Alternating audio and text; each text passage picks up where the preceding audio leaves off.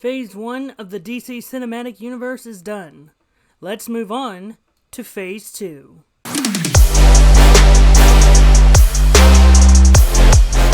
Hello everybody and welcome back to Pitch This here on the MrEliMac channel. I'm your host MrEliMac, and today I'm going to be continuing the What If the MCU Was the DCCU series, as we have finally got to Phase 2 of this series. But before I actually get into the pitch, please hit the like button and subscribe to the channel. That way you can be up to date with all the videos I have here on the channel. Also hit the notification bell. That way you can be notified whenever a new video like this comes your way. So yes, we are continuing on with the What If the MCU Was the DCCU. And again, to remind everyone what I said in the first video, this very much universe and list was very much inspired by Hector Navarro and his friends, but very much once we get sort of into the Phase 3, or even like late Phase 2 of it all, we will get into some of the original ideas that I had and sort of what I started to create after this. But all that preamble is out of the way. Let's actually get into the idea of what if the MCU was the DCCU Phase 2. And so we're going to be continuing on because Phase 2 of the MCU started with Iron Man 3. And so with that, my Iron Man analog was Batman, and so we have moved on to Batman 3. And this story is sort of like how in Iron Man 3 was very much inspired by a popular storyline in the early 2000s, Extremis. This storyline is very much going to be inspired by a popular Batman storyline from the early 2000s, which it will be inspired by Batman Hush, but it will still be called Batman 3. And so the main antagonist will be Hush, but as we all know, with similar to Iron Man 3, where the Mandarin was the main antagonist, but he wasn't really the big bad, it was really Aldrich Killian. That's very much what I'm going to be doing with Batman 3. The real main antagonist is going to be the Riddler, like in the actual Hush storyline. But also, this is going to be the movie that changes some of the major supporting characters of Batman. For instance, sort of like how War Machine became U.S. Patriot in this movie, Robin will be turning into Nightwing in this movie. And we will still see a connection with it between the two characters, but that's very much the direction that I'm going with Dick Grayson now, especially with how in the first introduction of Dick Grayson he was more 16, which that movie was set in 2010. This movie is very much set in 2012, Christmas of 2012, so with this story we're very much getting 2 years later where the 16-year-old is now 18, so now he's going out of his Robin identity to the Nightwing identity. Also, we are getting the introduction of Jason Todd as Robin in this movie, but also I'm going to do some stuff that a lot of people are probably going to hate me for this because of what I'm doing, but we'll just get there. And we're also going to be getting the full introduction of Barbara Gordon as Batgirl in this film. We're getting a lot of supporting characters.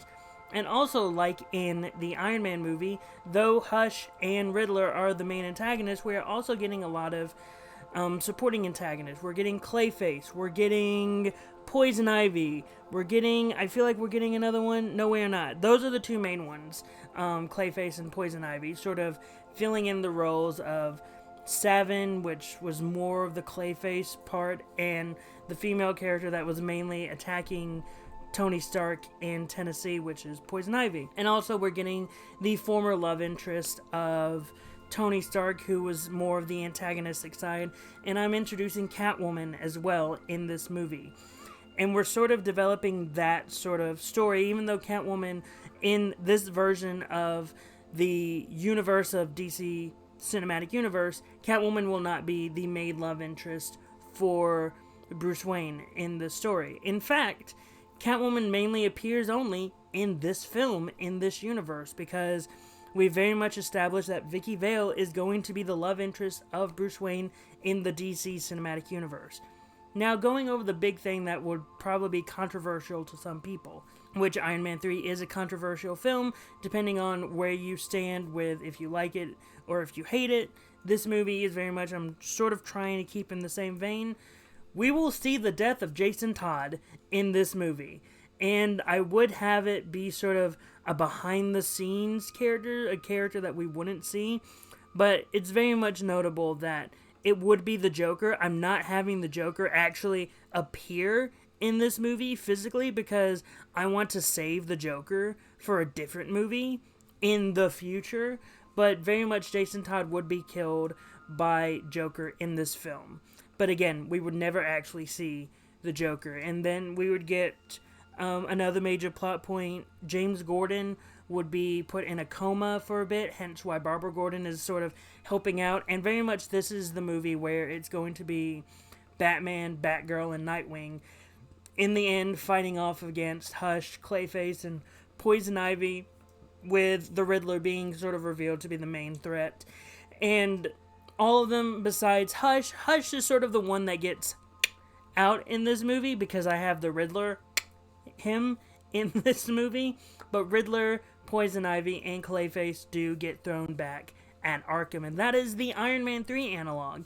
And so then we move over to the Thor the Dark World analog, which is of course Wonder Woman. And that movie is very much going to be Wonder Woman, the Underworld. And it's all about sort of the main basic premise that I have is that all of the Amazons on Themyscira have disappeared from Paradise Island. They're all gone. And the reason why Wonder Woman discovers this is because the only Amazon that was able to escape Themyscira is a character known as Donna Troy. And she's very much coming out and going to Wonder Woman and saying, hey, all the Themyscirans have disappeared. And this is sort of very much heavily inspired off of the Justice League two-parter that had Hades basically turn all the Themyscirans into stone. Felix Faust is not in this movie, but it's sort of that idea. And so with that, all of the Themyscirans have disappeared from Themyscira, and it's revealed that through a agreement from Athena and the other gods and Artemis and all them, that it was said that if one Themysciran fully gives up the idea of being an Amazon and sort of eternal life on Themyscira, then all of the Themyscirans would disappear and go into the underworld to sort of like, you know, to age rapidly and to die. And so the entire point is for Wonder Woman, Donna Troy, and Steve Trevor to go into the underworld. But when they're in the underworld, they gain a new ally in Ares. Because Ares is there, and you know, Ares, as I said in the very first Wonder Woman movie that I did, is that Wonder Woman Diana is the daughter of Ares. And so Ares is very much like, oh, I'm going to help my daughter. And if this causes me to get out of the underworld, then so be it. And so it's sort of the team, the unlikely alliance with Ares that very much helps Wonder Woman Diana and her team of allies go to Hades and try to get him to release the Themyscirans. And Hades is like, no, I have kept the Themyscirans. I'm keeping my end of the bargain. No one is taking that away from me. And that's sort of where we get another character known as Decay, who was mainly in the Gods and Mortals comic book storyline, like sort of the rebooted origin of Wonder Woman. She was mainly an antagonist there, but I'm putting her here as sort of like the main henchwoman of Hades, and it's very much that battle. She's like the curse of this movie, sort of the big Algrim the Strong. You know that character from Thor the Dark World. She's that character, and so they have a battle. Wonder Woman is able to get the victory. And then ultimately it comes down to Diana versus Hades. Though Hades cannot die in his realm of the underworld, Diana is able to get Hades to a point where she's like, hey, I have bested you. And because I have bested you, you will release the Themyscirans from whatever deal you previously had. And Hades is like, alright, if anything, when I do this, their immortality is going to go away. They will become mortals. They will continue to age and be like normal people outside of Themyscira. And Diana is like, look, I understand, but I feel like they would agree with me in saying they would rather live in the mortal realm than live in the underworld. And Hades is like, all right. And so he releases the Themyscirans. And with that also, Ares is able to make a bargain with Hades, and Ares is able to go back and live in the mortal realm, but Diana says, hey, if you try anything, I won't think twice in doing what I did a long time ago. And Ares is like, trust me, I'm not going to do anything. Scout's honor. And so I forgot to mention in Batman 3 would have had the post-credit scene of just Batman talking to Clark about everything, sort of like the narration that Bruce had, or that Tony had in Iron Man 3. That would sort of be where it happens here, but it's Bruce talking to Clark instead. And Clark wouldn't fall asleep. He'd actually be there and be like, "Oh, Bruce, I'm so sorry for that. Do you need any help? Like I can help you a little bit." And Bruce like, "Clark, it already happened. Never mind." And that's sort of the direction that the mid-credit scene of Wonder Woman, the Underworld, would sort of be additional piece of anti-life sort of being discovered on Earth. And it would sort of be the character mainly of Glorious Godfrey would appear on Earth and begin to sowing seeds and getting into the media. You know, that character start being sort of an Alex Jones type character. But then in the post-credit scene, it would be the Themyscirans returning, learning of their immortality being gone, and sort of Hippolyta fully accepting that. And then we move on to the Captain America, the Winter Soldier analog. And this is the one that sort of the big revelation for Superman, because it is Superman Brainiac.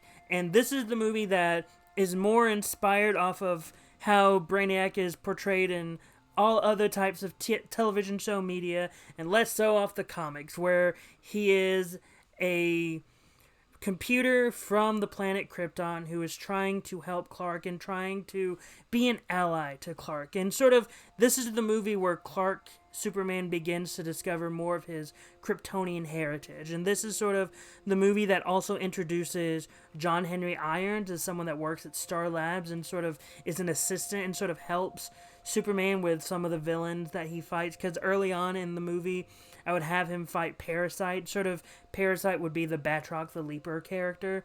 And so Superman would need the help of Star Labs, and John Henry Irons would sort of be the person that would help him early on in the movie. And we would also get revealed to another spaceship landing on the planet Earth. And that person is in a coma and sort of like in a frozen state where she's still asleep and she still has the young age. You heard me say she. It's obvious it's Supergirl. It's Kara Zor-El coming, but she's not awoken yet. But the entire time, Brainiac is going around calling himself Milton as sort of like a Kryptonian name. And I'm trying to reference Milton Fine from the comics and very much the Smallville TV show, so I'm just calling him Milton. And that's sort of the idea of Brainiac sort of getting into the mind of Superman, trying to make himself seem more like an ally. But then the moment Supergirl awakens, that's when the truth is revealed. That's when the truth of Brainiac is revealed, and sort of what he did to Krypton. He was the one that sort of caused the Kryptonians not to discover the truth of the destruction of Krypton. He was the one that basically ensured that Krypton would be destroyed. And then this is where Superman begins to fight Brainiac. But then Brainiac's like, look, Kal-El, you can't beat me. I'm going to take this planet, and you're not going to stop me. And then we get a big fight between Milton and Superman. And then Superman ultimately wins with the help of Supergirl fighting some of the additional drones that Brainiac has, but also at the same time, Brainiac releases Parasite with the help of Lex Luthor. And that's when John Henry Irons puts on his steel armor that he has been working on. And Steel very much is dedicated to fighting Parasite. And ultimately, Superman, Supergirl, and Steel win the day. And it basically ends like before the mid-credit scene ends with Superman creating the Fortress of Solitude with Supergirl by his side, and Superman beginning to seeing for the first time the projection of Jor-El and beginning to learn more about his heritage. And then we get into the mid-credit scene where we cut out to outer space and we just see the skull spaceship of Brainiac. And we just see a sentry robot Brainiac drone walk up to an area and say, Brainiac, the drone that you sent to Earth has seen evidence of a Kryptonian. And that's when we see the eyes open and we see the actual form, the real Brainiac sort of emerge from the shadows. And once he heard Kryptonian, he basically says, we are advancing to planet Earth. And then in the post-credit scene, it's Superman learning more about his heritage, his family, but also starting to learn about another outer space life that was sort of like the precursor to Brainiac, like sort of the cause of it, and sort of it being a sort of a creation of anti-life. And that's when we would cut to black. And then we get to the Guardians of the Galaxy analog, which it seems obvious that it would be the Suicide Squad, but it's not the Suicide Squad because, as you know, in the future of Phase 5, the Thunderbolts are going to be coming around, and that's sort of a hint of what I would do with Phase 5 with the Thunderbolts. That's going to be the Suicide Squad. So no, the Guardians of the Galaxy is actually going to be the Green Lantern Corps. And this would be the movie where Jon Stewart is sort of like the leader of the team. But it's going to be mainly a team of 5, sort of like with the Guardians. I'm sort of inspiring off of the Green Lantern television show where it's like a team of 4 on a spaceship and they're sort of doing stuff. It's sort of like that, but not 100%. It's just, this is a team of Green Lanterns that the Green Lantern Corps has assembled, and they're going to be solving this crime that's happening in the galaxy. And the team of 5 are Jon Stewart's Green Lantern, Arisia Robb, Kyle Rayner, Kilowog, and Chip, because I wanted to have a Rocket Raccoon analog, and one exists in the Green Lanterns, it's Chip. So the Squirrel Green Lantern is our main part of our main team, and that's sort of the team that we're going to be following as they try to discover the criminal doings of Kanjar-Ro and seeing what he's doing. And they sort of discover that Kanjar-Ro is actually working for someone known as the High Master of something, just the High Master, and that's all they know him as. And then that's sort of when they discover through the machinations of this story that the High Master is actually the leader of a hidden sect of manhunters. And it's very much the manhunters beginning to go out in the galaxy and trying to take back the universe that was originally theirs. And so it's up to these 5 to stop the manhunters, to stop Kanjar-Ro, and to stop the High Master. And whilst all this is happening, though Glorious Godfrey is also on Earth, there is also another being similar to Glorious Godfrey that is also in outer space, disparaging the Green Lantern Corps, very much being an antagonistic force, but not, again, the main antagonist. And it's very much the Green Lanterns stopping the Manhunters, stopping Kanjar-Ro, and Godfrey very much disappearing into the shadows and just going away from everything. And the Green Lanterns save the day, and then we get into the mid-credit scene of not the dancing Groot or anything, just Glorious Godfrey coming back to Earth, sort of learning sort of a little bit more of what's happening and sending his little message to the person in charge that he knows, which is Darkseid. And then also in the post-credit scene, it is just the Green Lanterns hanging out, and someone that I forgot to mention but is actually a major character, Sinestro is a Green Lantern in this movie. But then in the post-credit scene, that's when we get Sinestro going away from the Green Lanterns and sort of discovering this new type of lantern that he thought should have been used against the Manhunters. A yellow ring. Cut to black. And then we move over to our Avengers Age of Ultron analog, which is Justice League Panic in the Sky, which we are bringing the original 7 back. Yes, Jon Stewart is coming back to Earth because he got a distress signal from one of his teammates on the Justice League to go back to Earth. And it's the original 7 adding along because we're sort of having our Scarlet Witch and Quicksilver analogs being Green Arrow and Black Canary. And don't worry, I'm not killing any of our team members because I like keeping them alive.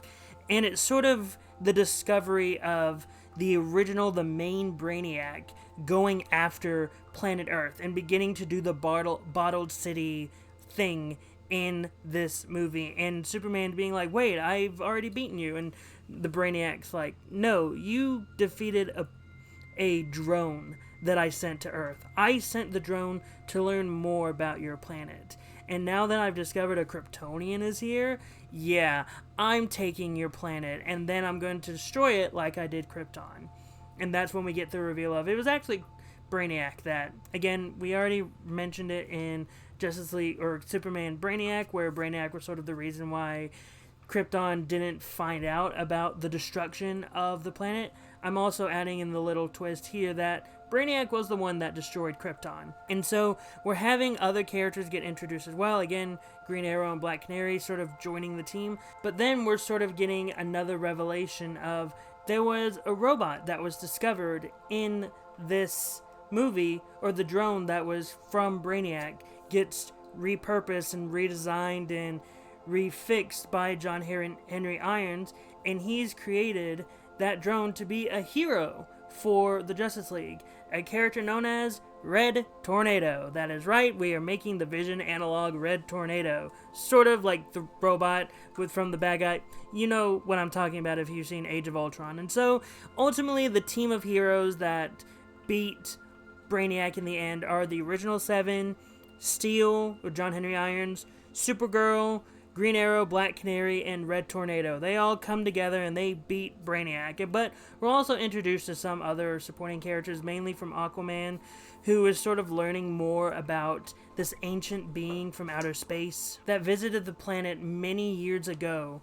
And this character is a being of darkness and evil, and that's when we get introduced to characters like Mera and Vulko, and that's when we're starting to learn more, a little bit more about Aquaman and Atlantis, and that's when we're getting Green Lantern sort of involved with Aquaman, and even he's saying, wait, I recognize some of this. With the Green Lantern Corps, we've met beings that have spoken about this, and so that's sort of, when we get to the end, that's why Green Lantern goes back into outer space to sort of move forward the plot of the second one. And then that's when, again, by the end of it, that's when we have Batman leaving the team. And we get an entire new ensemble for the Justice League. Flash is still a part of the team and all that. Sort of the next team of Justice League it'll be Superman, Flash, Green Arrow, Black Canary, Red Tornado, and Steel. That would be sort of the next incarnation of the Justice League by the end of this movie. For the mid-credit scene, like Thanos, it'll be Darkseid sort of standing up from his throne, looking in front of him to sort of see the anti-life equation, but it's still unfinished, and him saying, I have almost found it. And that would be that. And then the post-credit scene, there wasn't a post-credit scene at the end of Age of Ultron. It was just the mid-credit scene, and so here you go. The mid-credit scene of of Panic in the Sky is Darkseid looking at the equation, saying it's almost finished. And there you go. And then we move over to the final film of Phase 2, the Ant-Man analog, which is the Atom. And the main character will be Ryan Choi, because just like in Ant-Man, the main character was the second incarnation of the character. Well, technically the second incarnation of this character would technically be Ray Palmer, but if we're doing with the mainstream sort of Atom characters, the second incarnation is Ryan Choi. So Ryan Choi is my main character, and the entire point is that Ryan Choi is now a young professor at a university that he used to be a student at when he was a student of Ray Palmer, and we sort of get the discovery of Ray Palmer being stuck in the microverse, and sort of the entire point is for Ryan Choi to try to find different ways to get into the microverse, and that's when he discovers the science and the sort of technology of the Atom. And though Ray Palmer's technology is very crude and rudimentary, Ryan Choi is able to work on it and improve it and makes his version of the technology becoming his version of the Atom. However, he is unable to get into the microverse because of another sort of student of Ray Palmer's that was able to create that technology as well, the villain known as Dwarf Star, and sort of the entire point of Dwarf Star is that he doesn't want Ray Palmer to get saved, and sort of that's sort of the main antagonist of the story. And I have to mention some of the other supporting characters, which the main love interest or main supporting character of the story would be Kendra Saunders,